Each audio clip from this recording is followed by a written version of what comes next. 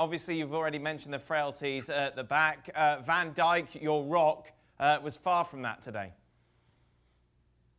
Yeah, absolutely. He's since actually Liverpool won the league, he has how can I put it, stepped off his perch onto somebody else's, because this is not the guy who, listen, when Liverpool signed him, up until his signing, they had problems defensively, and particularly with the line. And this guy came in and absolutely solidified it, was the rock, as you said. But now, after this performance today, and actually previously, Liverpool and Klopp have to go back to square one when Van Dijk came in and get on the training field and do what they did to make it a good line and a solid line and an organised line, because it was none of those things. And it hasn't been like that since they won the Premier League. So, yeah, Van Dijk has taken a step down and has to get himself, dust himself off, have a look at what he did right, have a look at what he's been doing wrong, and start again. And that's what Liverpool have to do defensively. They have to start again from the day that guy walked through the door, and do what they did to solidify what they had. Because if they don't, then they have no chance of defending a Premier League title. You can't lose 3 goals at home and expect to win games, or even, you shouldn't really be getting a point either. So the sooner they sort this out, the better. And I'm beginning to question, can they sort it out? It was such a shambles. Yeah, how much do we read into this Liverpool performance, Gab? Well, I think, look, you get all the mitigating factors out of the way. Short preseason, they've had friendlies, but not sort of proper friendlies. Weird conditions, no spending over the summer, hangover, all this stuff. Get it out of the way. And I think there is kind of a truth to this, is that it's a whole heck of a lot easier for Liverpool to defend when people are pressing the ball further up the pitch. Otherwise, if you play a high line in their situation, as Stevie's alluded to earlier, you're going to be vulnerable. And it's not as if, as well as Leeds played, it's not as if they had 15 shots on goal. Some of those goals that they scored were difficult goals and facilitated by defensive errors. I think you have to bear that in mind. I agree, there's things that the back line can do better, but equally, I think it's as much of a team situation and how they defend as a team as it is the individuals. Shaka, I think I write Gab, Dan, can I come back there? Of course. I really disagree with the last bit, by the way, because you can't always go and pressing teams, and so the first goal comes from Liverpool not really pressing with the whole team. Exactly. And Phillips gets the ball right in the middle of his own half, and there's nobody within 15 yards in a circle round him. That's what I'm saying. But yet, you've got Liverpool's back line trying to push up just almost on the halfway line. Now, that's not, well, it was one of those days type of things. That is a huge fundamental problem. It doesn't get any more basic than your back line closing when there's no pressure on the ball. It really is a huge problem. If you get it wrong, and you saw when you get it wrong, you saw what happens today. And if you don't fix that, you're in big trouble defensively. I don't care how good you are as individuals. But they were doing that. You have to defend as a group, they were doing that and last they're year not too. defending as a group. Yeah, no, but that was a point I made. I mean, because in terms of the back line pushing up, that's what they were doing last year. But obviously, it's easier to get away with it. No, what they were doing last year, Gab. Gab, no, I'm sorry. No, I'm sorry, Gab. What they were doing last year, and I'm not talking about what's in front of the back line, Gab. I'm talking about the actual back four. Whatever the back four did, they did it together last year when they were successful. That's the key to it all. Whatever's going on in front of them, whether it's good or bad, they're the back line. It's their job to be their back line. You're the last line of defence. And what they did well was they did every single thing together. They were up and down the field, whatever it was, together. What they're doing now is they are all over the place. They got one back, two up, one wide, one too tight. It's an absolute shambles, and it's huge, Gab. Please, I'm telling you, you get this wrong and you're going to lose goals for fun. Why has it changed when it's the same personnel, Stevie? Lack of concentration. Maybe they haven't been working on it in training. It just takes... you know what? You got to give Leeds a lot of credit because they kept asking the same question and they couldn't fix it on the field. You know, after the second ball went in behind, now you've got Trent Alexander thinking, do I stay up or do I drop? So he decides to drop and everybody else stays up and they lose a goal.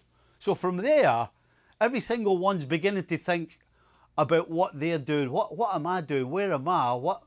Instead of, as a unit, looking along the line, stay in line with your centre-backs. Again, it's one of the easiest rules. Whatever full-back on whatever side, you stay in line with your centre-back. And then your two centre-backs staying in line with each other, and the other full-back staying in line with the centre-back. And so you're coming up and down as the line.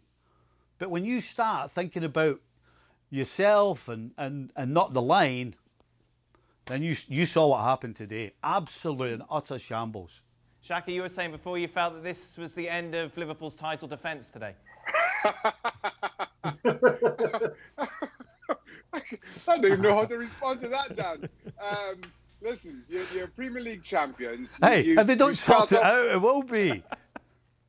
I'm just saying, listen, you start off, you get a win, all right? There's a lot to be fixed, as Steve Lee rightly points out. Now, you can shout at the front three for not applying pressure on the ball early enough, but as a defender and as a back four, if they somehow shirk their duties, you have to adjust accordingly, and they didn't. So whether we shout and scream as fans at the back four, or whether Jurgen Klopp pulls the front three into his office or the training ground and they sort that out, I think they will. Gab also pointed out the mitigating circumstances. Yes, given the pandemic and what we saw back end of last season, Liverpool finished poorly, but they had a League One, and now you've got no real pre-season, not many games to get things right, and you're using these to fine-tune. I think that's what you're seeing, the fine-tuning, and you come up against a test that you didn't experience last season, you have no experience of, but you somehow come away with 3 points. And that's what you take. You take that we have been awful. We had no preseason. We were awful for 90 minutes, and we get 3 points. And we will be better. And to Steve's point about Van Dijk, I'm not as concerned about his form. Yes, he was poor towards the back end of last season, but what you saw from him sitting with the Dutch national team is Van Dijk, in my opinion, being back to himself. And now he made a mistake in a way that I don't think we'd seen from him in the last 18 months since his arrival at Liverpool. And we've seen mistakes from Alisson, not counting in his injuries, but he's had mistakes. Everybody we've spoken about in a similar term. But Van Dijk, you put that down, you take it, you come away somehow with 3 points, you build from there. Stevie, from a Leeds perspective, how sustainable is this type of play in the Premier League to keep them safe? Oh, my goodness. That's a tough one, Dan. Because I get the feeling that this Leeds team, regardless of the opposition, regardless of the venue, regardless of whether there's fans or no fans, this team's going to play exactly the way they played today.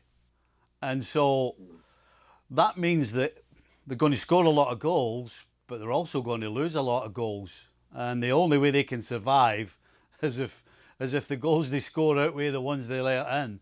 And I'm not so sure they can do that. After seeing how they performed today, considering the way they're going to play, this is going to be tough for them. You cannot go and think that to win a game away from home, you're going to have to score 3 or 4 goals, because that's not sustainable.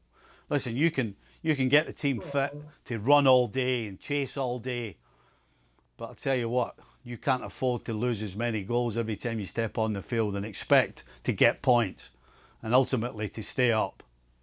Gab? I mean, you can look at it that way, or you can say that those 4 goals that you gave up, one of them was a tremendous finish from Salah on perhaps where the defense was a bit unlucky in clearing the ball to where he was, and you had 2 penalties. One of them I thought a penalty but unlucky. The other one a stupid mental error from a guy who shouldn't have been tackling in that way where he was. So, and yet you scored 3 goals away from home. I think Leeds United, given their stature, given the fact there's more investment to come, given the fact that Fulham and West Brom, I think, are not as well equipped, I think they're in a pretty good place. I'd be surprised if they went down based on the 90 minutes we've seen. What do you think? Me? Oh, listen. If I'm Leeds, I'm well. As I said before, I'm happy with the performance. I know who I am. It's brought success, albeit in the championship before. I'm looking at games to come, because I think for promoted teams to stay up, you have to start well. Off the top of my head, you've got Villa, you've got Fulham, you've got Sheffield United, all to come between now and the end of October. You get a decent run going, and you score some goals, even if you concede a few. I think Leeds have more than enough to stay up. And again, as much as we could talk about them conceding 4 today, they conceded 4 away to the Premier League champions, the team that was second leading scorers in the league last season. And as Guy pointed out, 2 of those were penalties. It's not all doom and gloom as that scoreline might suggest. Well, thank you very much for watching ESPN on YouTube. For more sports highlights and analysis, be sure to download the ESPN app. And for live streaming, premium content, and let's not forget as well, ESPN FC 7 days a week. Subscribe to ESPN Plus.